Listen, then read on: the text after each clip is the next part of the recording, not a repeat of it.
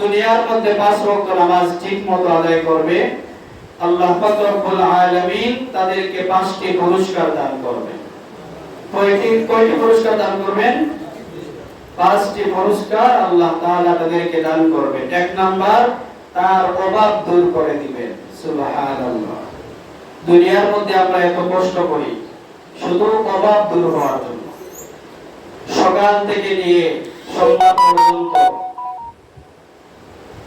অনেক কষ্ট করি শুধু কিছু টাকা পাওয়ার জন্য, পরিবারকে খাওয়ানোর জন্য।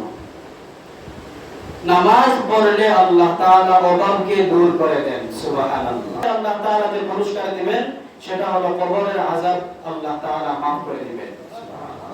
3 নাম্বার হলো ডান হাতে আমলনামা দান করবেন।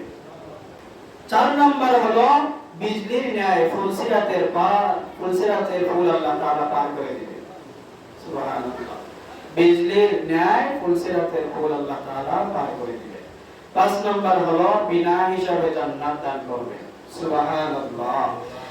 আমরা সবাই চাই যেন আল্লাহ তাআলা হিসাব না নেন, বিনা হিসাবে জান্নাত দান করেন। এজন্য আমরা নামাজের পরে দোয়া করি, আল্লাহুম্মা হাসিবনি হিসাবাই ইয়াসীরা, আয় আল্লাহ আমার হিসাবকে সহজ করে দাও। এটা আমরা পড়ি। এখন যারা নামাজ পড়বে না তাদের কি অবস্থা হবে?